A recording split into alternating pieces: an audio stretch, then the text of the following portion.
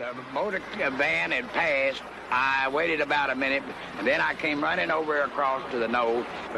When I got here, I was stopped by a person in a suit with an overcoat over his arm, thrown over his arm. Also had a gun under his arm. It looked like a little machine gun to me, a small machine gun. And we were stopped by a man in a suit, and he had a overcoat on his over his arm, and I saw a gun under that overcoat. And his comment was, "Don't y'all come up here any further, you could get shot or killed," one of those words. When I ran across the street, I was stopped by a guy. He was about 5'10", 6 foot, well-dressed, and had a tie and a coat over his arm. Well, he also had a hat on. So he had a gun under his coat that only the barrel showed through, that you couldn't, it wasn't uncovered. It was just because I was running straight at him, I could see the barrel. That's the only reason I guess I saw it. He said, "Y'all better not come up here. You can get shot or killed." One of the statements like that. The Secret Service came out to my shop and interviewed me on 2 different occasions.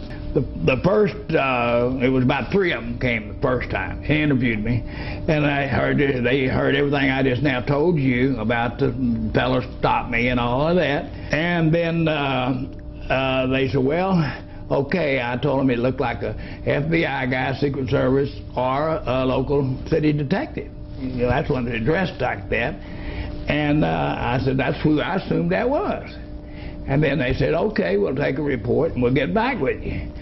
Well, I'd say 2 months later, I was wondering why they didn't call me sooner or whatever, but about 2 months later, they told me that they did not have FBI man, Secret Service, or a city detective was in that vicinity where this guy stopped me. So therefore, they basically told me I didn't see anything, because they said they didn't have anybody there. I had a lady come up from Houston. She was a sketch artist, and she worked for the Houston police, and she done sketches of people, and she said she'd had high success with the Houston Police Department of catching rapists and other people. And she wanted to sketch this person that I saw out.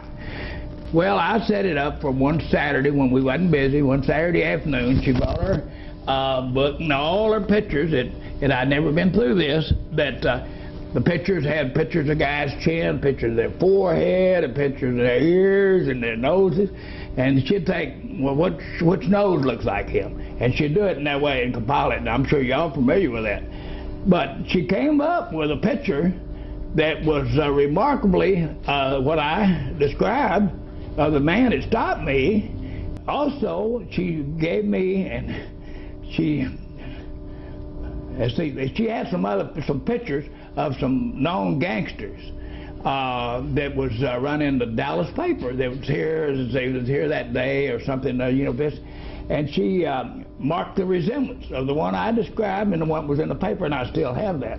And I do believe it's a very good resemblance of that person. And it was accurate as far as I'm concerned of my description I gave to her.